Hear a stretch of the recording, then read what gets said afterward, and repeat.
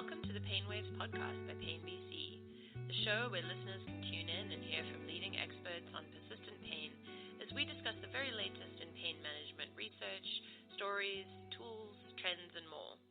I'm your host, Geraldine Elliott, part of the Pain BC communication and marketing team. And before we begin today's episode of the podcast, I wanted to share a little bit more about Pain BC for some of our first-time listeners. Pain BC is a collaborative nonprofit made up of people in pain, healthcare providers and leaders from government, universities, business, and partnering nonprofits. We share a passion for reducing the burden of pain while creating awareness of this all-too-common problem. Pain BC knows that living with chronic pain is something that can be isolating, debilitating, and demoralizing. Providing care for those in pain can also be confusing or frustrating. At Pain BC, we want to change this. We want to talk honestly about pain and remove the stigma. We feel that nobody should be alone with pain. If you want to learn more or grab any resources to help, please visit our website at painbc.ca. Just a note, too, that the content provided on our show is for informational purposes only, so it's not intended to be any kind of substitute for professional medical advice, diagnosis, treatment, or care. We encourage everyone to seek the advice of their qualified healthcare provider if they have any questions about the content of the show. So in today's episode, we're talking to Mike Zaremba. He's co-founder of Floathouse in Vancouver. Thanks so much for being on the show today, Mike. Thanks for having me. Pleasure to be here. So Mike's you're a local entrepreneur, and you opened the first commercial and publicly available float center in Vancouver in over 20 years. I believe you're also an avid practitioner of yoga and meditation, and you have a master's degree in human kinetics from UBC. So that's quite the package. So can you tell us a little bit more about yourself and your background? I've given the brief overview, but if you can tell us a little bit more about who you are. Yeah, sure. No, I'm not born in Vancouver or native to the West Coast, but I've been living here now since 2009 indefinitely. I was out here for that stint of grad school in 2005 for a couple of years. So it was after that experience that I did some traveling, went back to Ontario, where I'm originally from for a year and a half, and then I decided to come out here definitely and grow some roots here. So, and I love living out here. I love Vancouver. I love the surrounding area, camping, getting out to nature, things like that. Working obviously is a huge passion of mine, being a part of this industry and being kind of in the grassroots of it basically, and doing a lot of educating around flotation therapy. And I got my immediate families out here now, and just enjoy staying active and socializing with them, and then just enjoying what we have within the city here. So, yeah. Awesome. So today we're really going to be talking about flotation therapy. So can you give us and our listeners a brief overview of what flotation therapy actually is? Yeah, absolutely. Well, basically, flotation therapy can go by a few different names. It's quite often referred to as floating. And this practice, which we call it, and kind of within the industry, is something that occurs inside a device known as a float tank. A float tank is also known as a isolation tank or a sensory deprivation tank. It's got a few different names out there because a float tank, it hasn't been around. It's been around for a while, and it's gone through different periods of its existence. And actually, the first float tank was invented back in the mid-1950s by a medical doctor named Dr. John C. Lilly. And basically, floating in a float tank has about 10 inches of water, and we put approximately 900 to 1,000 pounds of pharmaceutical-grade Epsom salts into that water, so it becomes dissolved and makes this solution that's very dense, so that when the person lies down in the float tank, and the tank itself is it's like a large tub, basically, that's enclosed. And then there's different types of float tanks. There's float tanks that are a little bit smaller in size, and there's ones that are float pods that look a little bit more futuristic, kind of like an egg dome shape.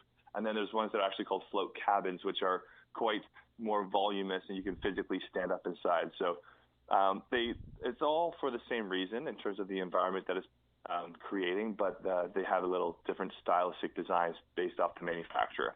Okay. So this 10-inch body of water, lots of salt in there, makes it very dense so that when you lie in it, you float effortlessly. Literally every square millimeter of the user's body is supported because of this dense solution. That the device being enclosed creates a light-proof environment, meaning that it is very dark once the hatch or the door is closed. Some devices have lights inside that you can turn on and off as per needed.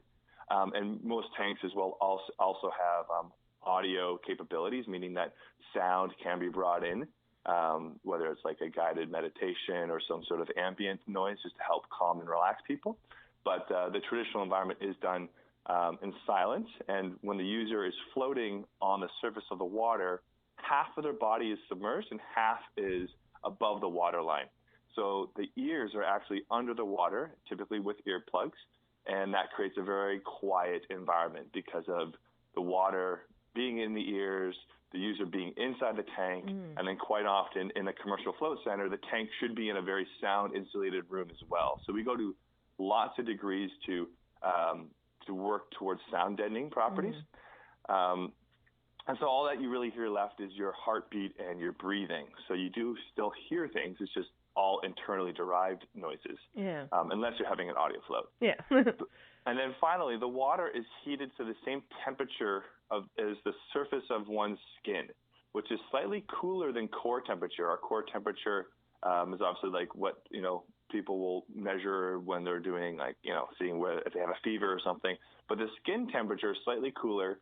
And so we try to match that really closely with the water temperature. And the reason being is that way the boundary between the water and the person's skin is hard to tell what it is. It kind of matches and synchronizes. So that boundary kind of dissolves, making it a very unique experience. So, and the user is also floating in the nude. It's best done in the nude. Okay. It's more hygienic that way, and it's also better for the sensory deprived experience, because if you had fabric on, like a bathing suit or straps or whatever, you'd feel those pressure marks or you'd feel that fabric on your skin.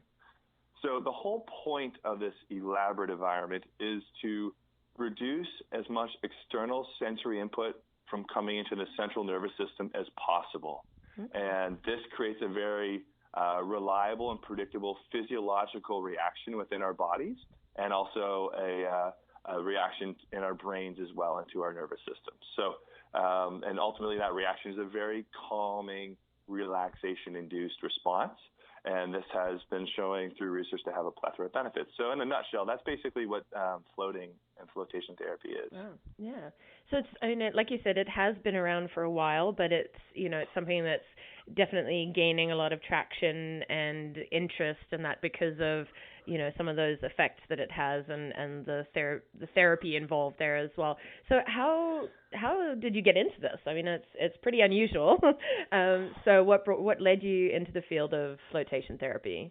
Yeah, I mean, like most people, I didn't know it existed. It didn't really, it wasn't something that in common dialogue or discourse. These devices weren't around at all. And I'm 35 now, and so there's been, there was an initial awareness and a little bit of an industry back in the 70s, 80s, early 90s, and then it kind of all died off. It just went away. So kind of pre-internet, it just disappeared. Yeah. And there's different theories as to what happened within the industry and the people that are still around from that era. But regardless, the last 5 years, really, it's made this really huge comeback. And because of the ability of the internet to spread information so fast, it's got on people's radar. And also, this day and age is much more holistically orientated and looking for different alternatives to treat things. And I just kind of stumbled upon it on the internet 5 years ago. I was kind of doing a YouTube search, discovery journey, if you will. And up popped these float tanks. And I saw this video, and I'm like, wow, that sounds really interesting. I wonder what that would feel like. What it would feel like to go into that experience. And at that time, the video I watched wasn't really talking about the different researched benefits of floating. It was more talking about the environment from a meditation aspect and an introspective aspect. And so the part of me that's really into yoga and meditation was very curious. And so I sought one out. There was a lady in Port Coquitlam who had a tank in her basement. She also had a in-home massage therapy practice, and her husband had a float tank, and so she would let people use this float tank. So I found it online and went and had a float, and after one float, decided to split a tank with my brother. My brother also went and tried it one time. He's my co-founding partner at Floathouse, and we decided to buy our own tank. And that's when, by end of that year, end of 2010, we had it in my condo in North Vancouver. We had it set up. We started actually hosting people from my condo via Facebook and a cheap little website we made. And we started floating ourselves a ton. Wow. And that's where I kind of learned a lot about how to manage the tank, how to host the float properly, so how to set people up for a successful experience, but then also putting a lot of hours in the tank myself so I can start to explain what's happening. And having a background in human kinetics with exercise physiology and just anatomy and physiology in general, it was really cool. I was able to apply that education background to what was happening with the physiology of somebody inside a float tank, and basically stress physiology is what we're looking at, and central nervous system things. So that's kind of my story of how I got into it. Yeah, interesting. So it sort of blended, it was kind of a chance thing, but then it blended the interests and the background that you already had in education. So it sounds like it's a good combination of all those things that you're interested in. So you've given us a bit of an idea of what it looks like and what it feels like. So I think maybe we can probably circle back to some of that a little bit again. But because obviously, for our audience, we're focused on chronic pain. Yes. So, what would you say, having been through this journey and with your, the way that you've kind of seen it work, what are some of the key benefits of this type of therapy for people who are living with chronic pain? Yeah, so the float tank is showing to have really good results in terms of stress-related muscle tension chronic pain. So anything that is causing the muscles to be super tense, locked up, and this chronic tension-related pain, the float tank is having really tremendous response with that. In terms of specific ailments, one that is very popular amongst our users is people with fibromyalgia. Is something we see quite often. And obviously lower back pain and chronic back pain. People are getting a lot of relief in the float tank.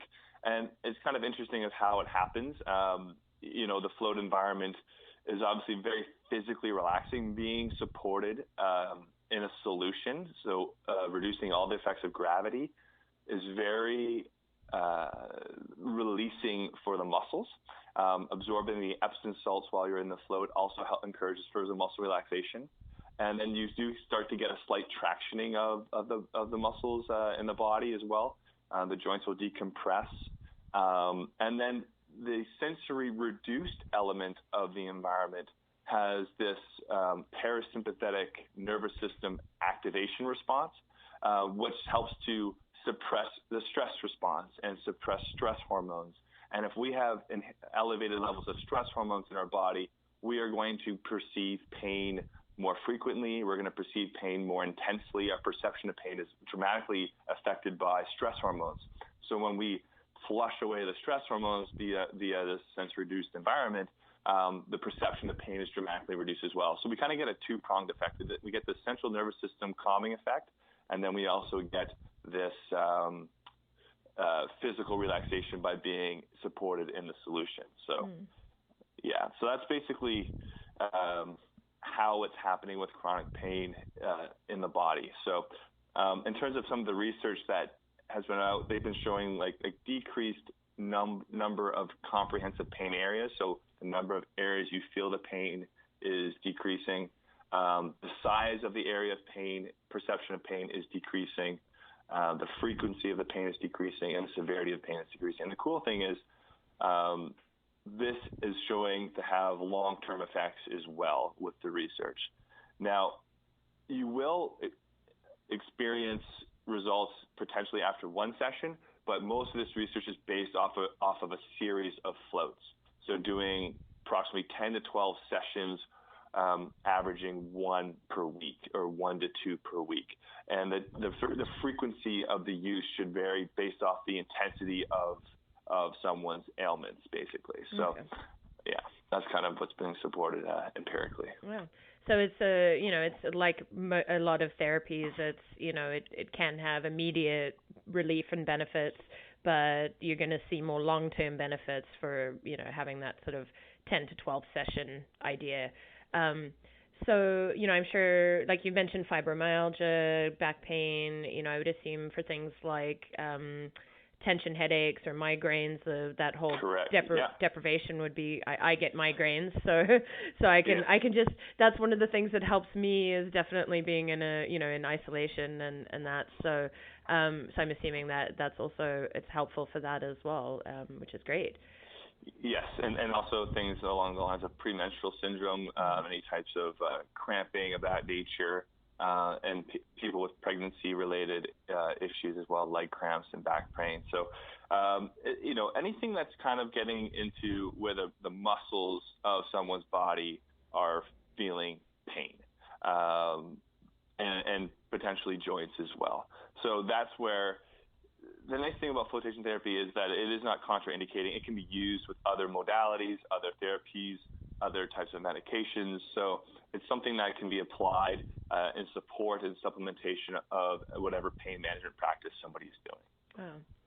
So in terms of, with people with pain accessing something like flotation therapy, what are some of the challenges that you think people in pain might actually face in relation to kind of trying to incorporate flotation therapy into their overall pain management strategy? Yeah, that's a great question. Basically, some challenges would be the user's mobility and how accessible they would be able to get in and out of the float tank. And like I was mentioning before, there's different types of devices. So if you do have more limited mobility issues, it's best to contact whatever float center you're inquiring into and ask them what style of a tank or pod or cabin do they have, because people with different mobility issues will find accessing these different types easier than others. So it's good to check that out. And if you're really worried about it, I would recommend actually making a visit there in person to see if you can physically do it or not, or if you would need some sort of assistance. Typically, the float center operator would not be able to formally assist somebody. We're just not trained in that element yet. I think that's something where this industry could definitely evolve as it grows in popularity and awareness, is actually having formal assistantship within and out of the tank with different mobility issues. Yeah. However, you can totally bring somebody in that you trust, that is familiar with your mobility. If you need that assistance, it can all be accommodated. But I'd say go in there in person and check it out. Yeah. So access is one thing, physical access. And then the other real potential challenge would just be people's mindset going into this experience. A lot of people get a little apprehensive at the notion of being in an enclosed environment. But again, seeing it in person, you'll see that the float tank or whatever device it is, they are quite large and spacious. So it's not a restricting thing at all. It doesn't compromise your freedom, your range of motion, and your freedom of movement. So it's just the idea of being enclosed that can be apprehensive for some people, and this is a very common apprehension that we get. And quite often, what I say to them is know that you are always in control. And we try to really empower people to remember this, that you are always in control and you can exit the experience whenever you want. You're not locked in there or forced in there by any means. Two, once you are inside, and you can work with yourself with this environment. You don't have to, go all in, close the door, and stay in there for the 60 or 90-minute experience all at once. You can, take breaks, prop the door open. If the tank has a light, leave the light on. Work with yourself for what you need. There's no right or wrong way to do it, and it's about being compassionate with oneself to gain the trust in the experience, to feel comfortable, because that's what this is all about. And once you kind of are able to get over that little mental hurdle, if it is there for you, that's when you start to let go and relax and go deeper into the therapy of the experience. So those are probably the two biggest challenges I would probably most commonly see. Yeah. So it sounds like it's like with any therapy, it's sort of getting comfortable with the concept and then really checking it out and, really asking questions, doing a consult, all that kind of thing as well. Totally. Yeah. Because it's something that I've from a personal feeling is, that because I do get a little claustrophobic, it's sort of, I would have questions around, like the space or, how big is it, or can I get out if I need to? So I guess like you mentioned with the mobility issue, you would need to make sure that that's something that you're comfortable with and that you could, you could exit if you needed to or had that help to do that as well. Exactly. And so, just setting yourself up for a successful experience and knowing what your needs are. And, and I will say too, like once you are inside, however, once you are in the float experience and the door is closed, yes, it's very dark, but the experience is no different than closing your eyes at night when you're falling asleep. Yeah. And actually when you're in there, you don't physically feel the boundaries. You don't feel the sides. You don't feel the bottom because you're floating in the water, and you can't see the sides or the environment on the inside. So it actually feels much more expansive than restricting because you literally have no perceptions of boundaries.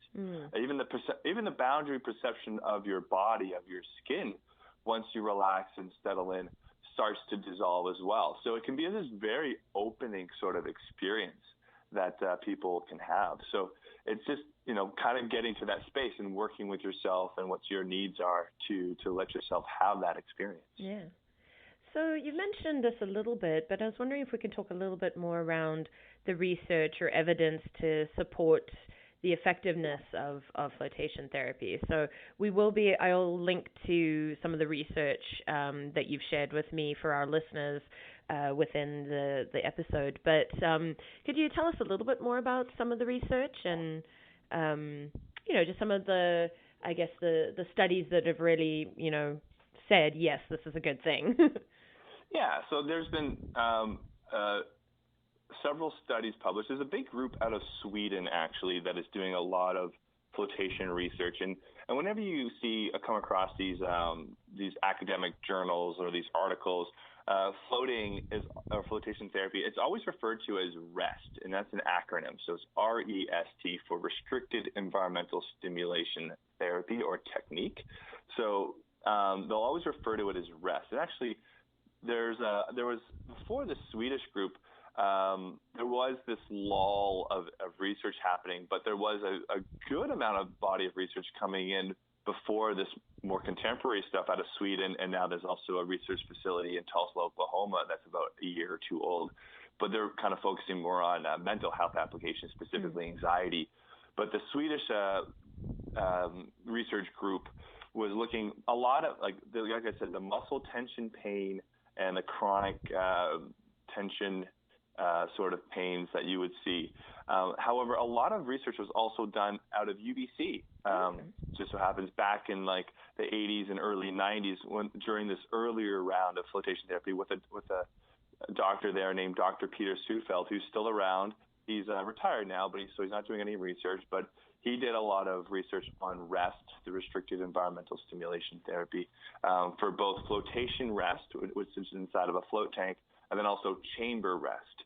Now, he was a psychology researcher, so he was researching different things in terms of, again, the mental health applications, anxiety. He was looking at addictions and how,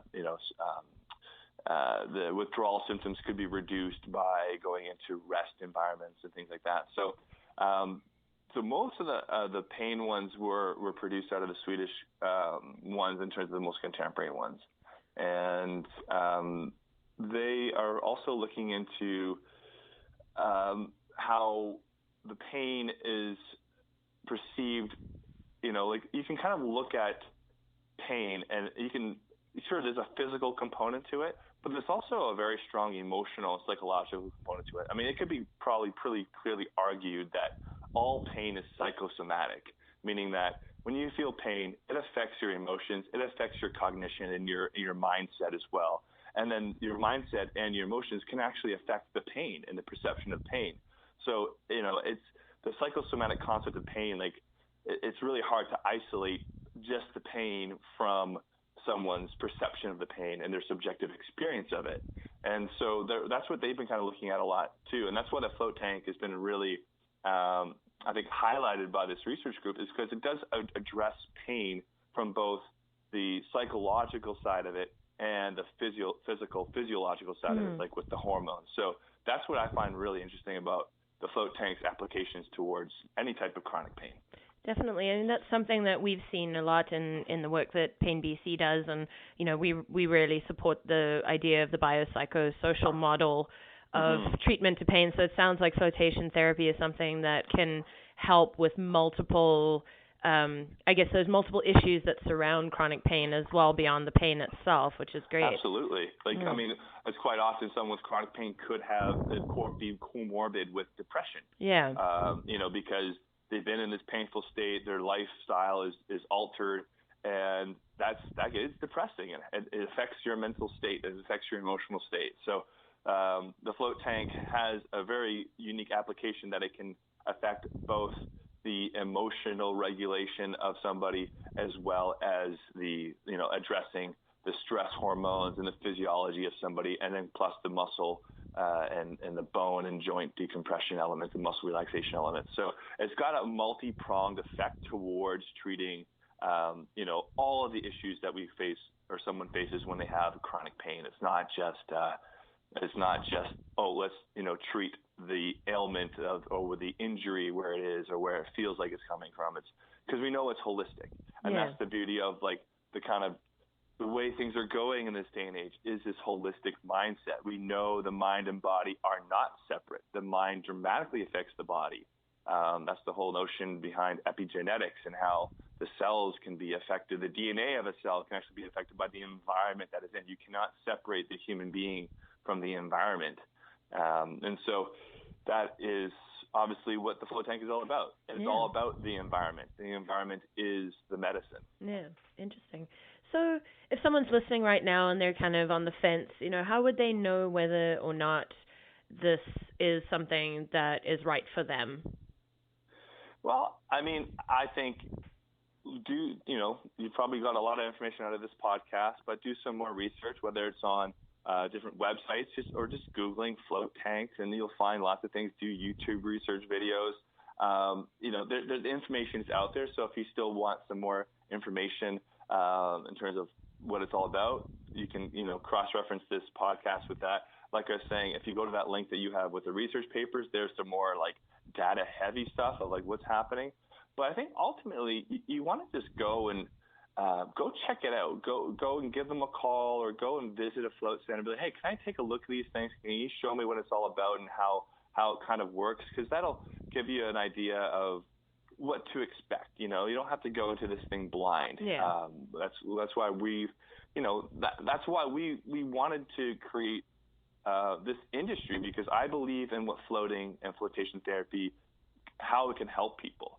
And so at this point and stage of it, the only way you can access a float tank is through the commercial setting at this point in time.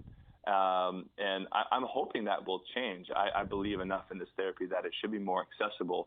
But that's why I'm doing this podcast. That's why I'm doing what I'm doing, because I'm trying to just educate people on flotation therapy, because I know it can help a lot of people. I'm not saying it's a panacea or anything like that, but it definitely has no side effects, and it can definitely help people to one degree or another if they can give it a shot. So, I say skepticism is healthy, go with it. But I will also say, too, that, as we alluded to, you can feel effects off of one float, but there is a learning curve and an accumulation effect with floating. Yeah. Meaning that you get better at doing it, you get more comfortable with the experience, with the ritual of the experience, and you will be able to get more out of it. So the accumulating effects is that regular usage, like anything, like any type of therapy, any type of practice.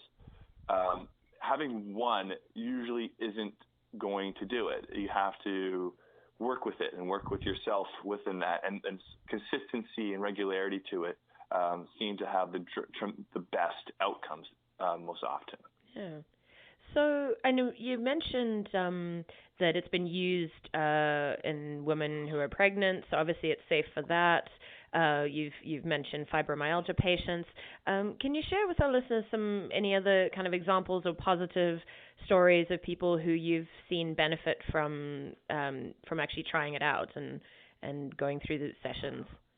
Yeah, absolutely. One of those ones we see quite often in our centers, and it's really to no surprise, is concussions and post-concussion treatment. Concussions can cause very long-term debilitating effects on people, and the different side effects of a concussion can linger for a long time.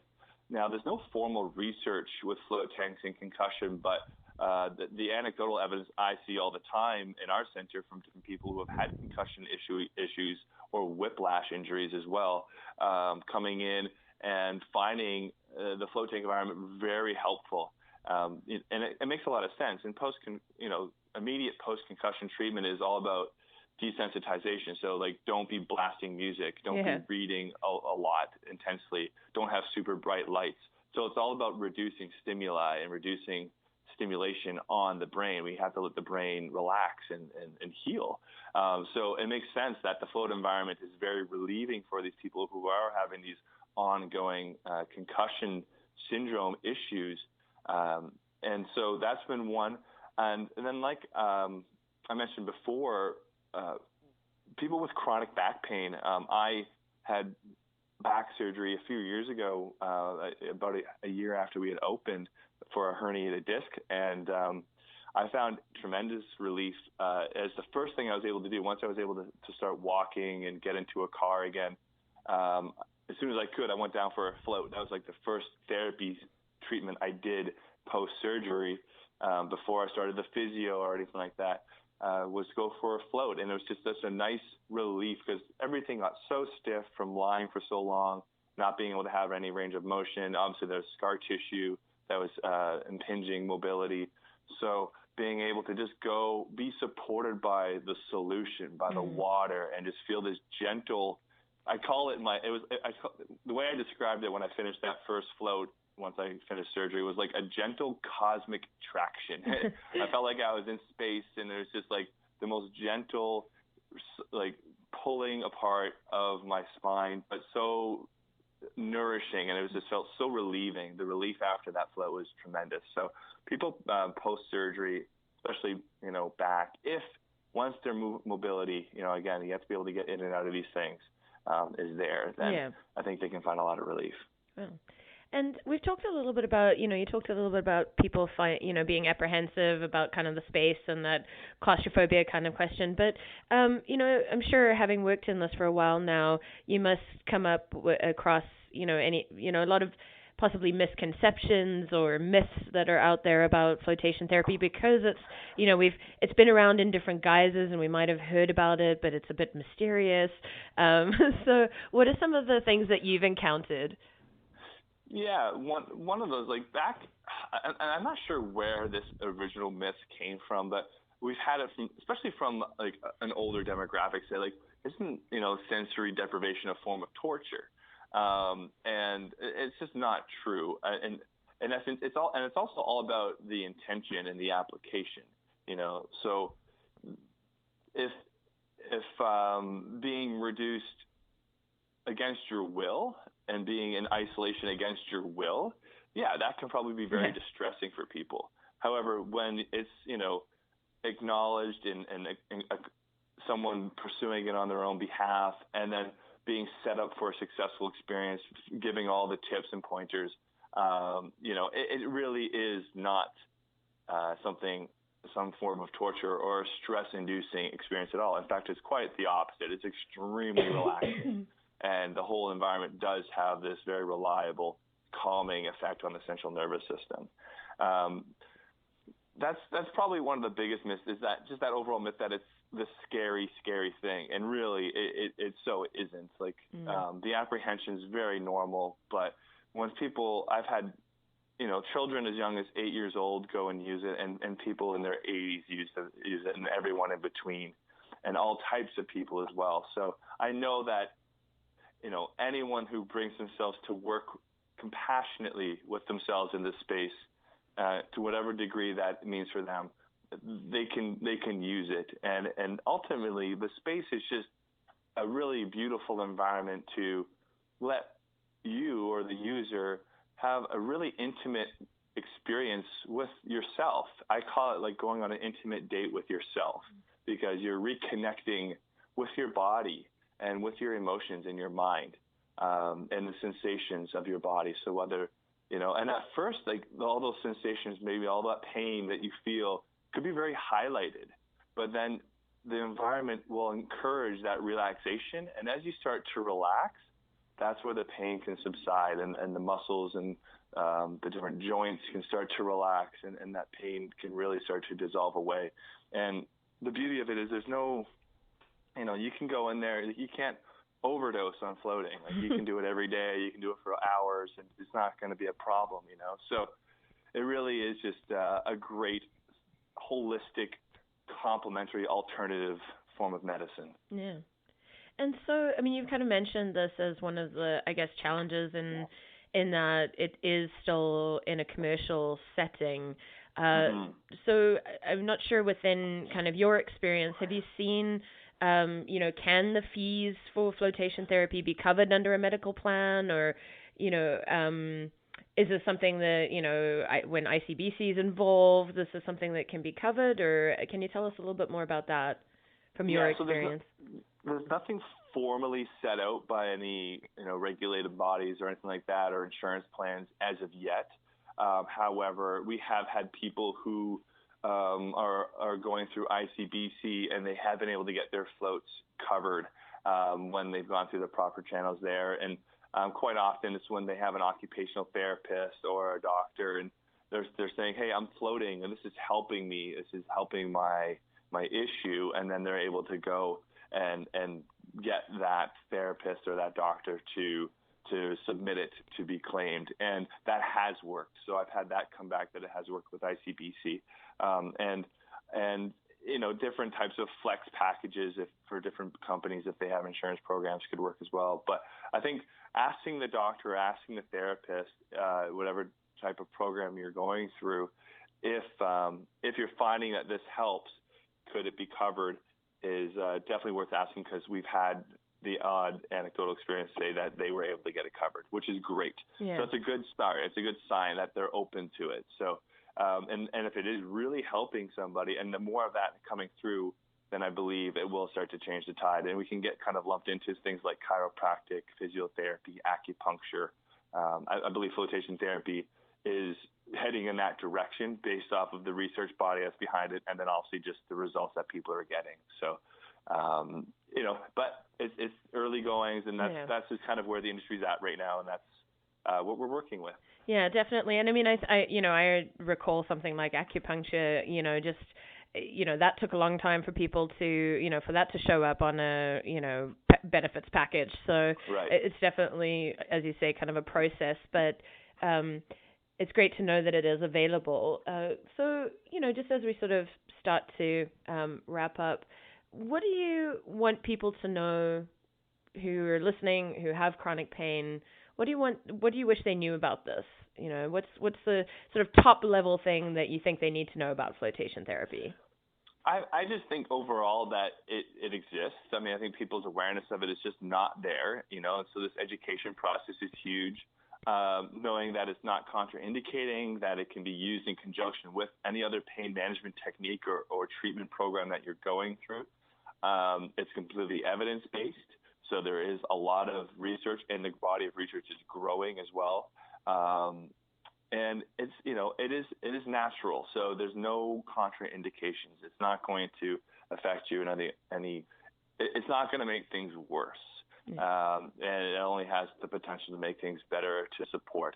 And I'm not saying it might not be for everybody. Like, you might go in there, even give it 3, 4, 5 shots, and it's just not helping you. Then that's okay. But at least now you know. And but for every person like that, I'm willing that most will actually find some sort of relief. I myself, I don't suffer from chronic pain too much really. Like I have little back things from time to time from my surgery, but overall, like I still float regularly to promote just overall well-being, to calm my central nervous system, to suppress that stress response, which we kind of are chronically in this day and age in culture and society. We're kind of always in this fight or flight response.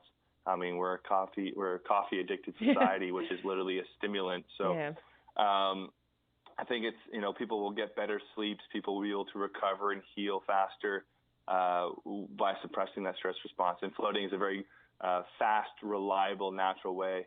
And even though, a session is 60 to 90 minutes, that is, people look like, oh, that's a significant amount of time. And that is true. However, it is a very potent form to suppress the stress response very, very quickly and very dramatically. So I actually see it as an investment of time to be more just fruitful and thriving outside of it, actually. So that little bit of commitment of time towards that makes the quality of time outside of it dramatically enhanced personally. So.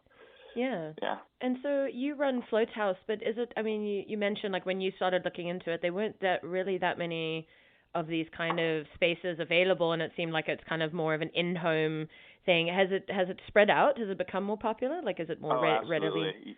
Yeah, North America has exploded the last 3 years especially, and every year it's exponentially growing. So when we first opened the 5-tank center here in Vancouver, Floathouse, which was in Gastown, we did 5 tanks. Which was the first commercial one in Vancouver in over 20 years. At that time in North America, there's maybe 10 centers. Now there's over 450. Wow. So it's exploding. It's the U.S. is every major city probably has a float center by now, like a commercial float center. And more different regulations are being in place and guidelines. I actually had to work with the Ministry of Health to create the guidelines initially for Vancouver. So it's great. It's great to see that it's on this up and up, and people are finding value in it, and But I would like to see it. I'd like to see it being greater known and awareness. So I really appreciate having this opportunity to share it with you and the Pain BC audience.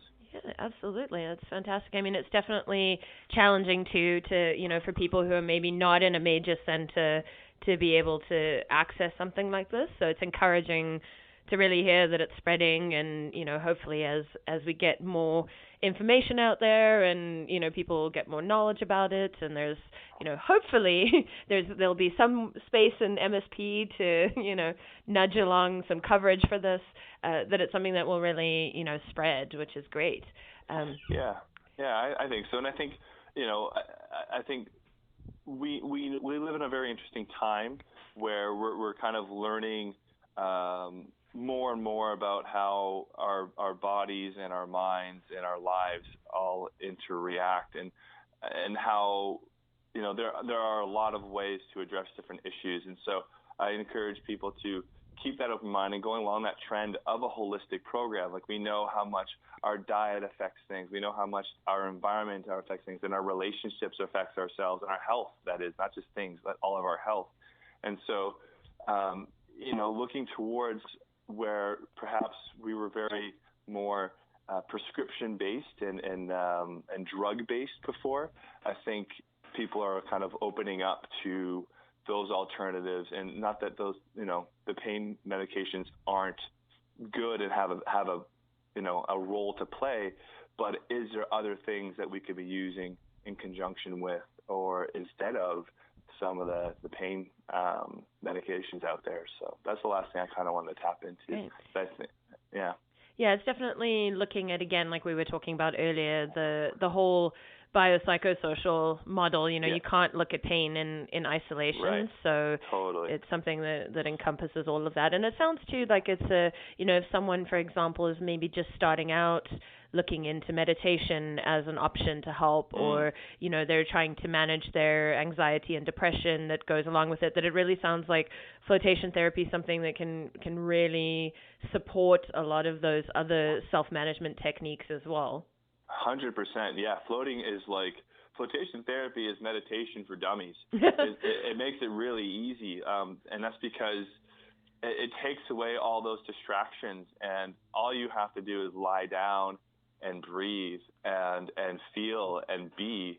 And it's a tremendous support tool and very conducive for meditation. So, and obviously the benefits of meditation are being highly touted now, being, widely prescribed. But meditation is challenging. Meditation is hard, and it's hard to have that practice.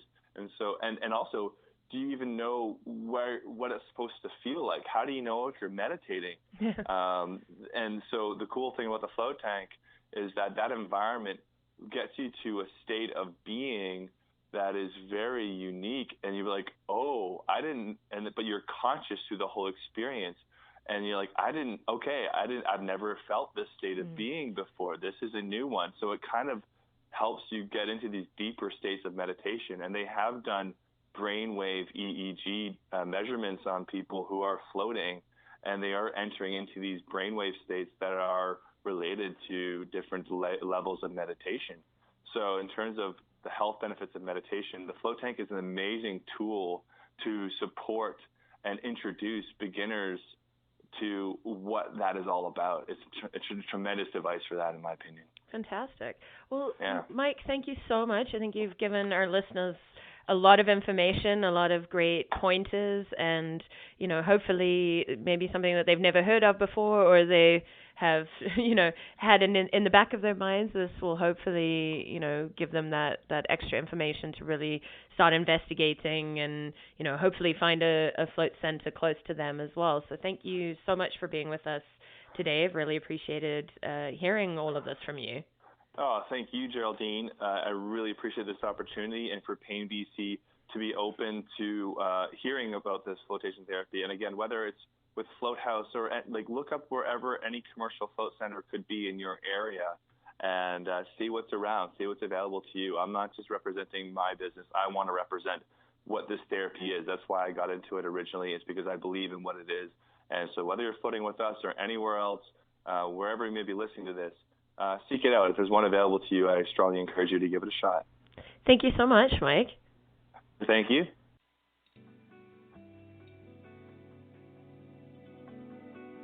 To learn more about Pain BC, you can go to painbc.ca.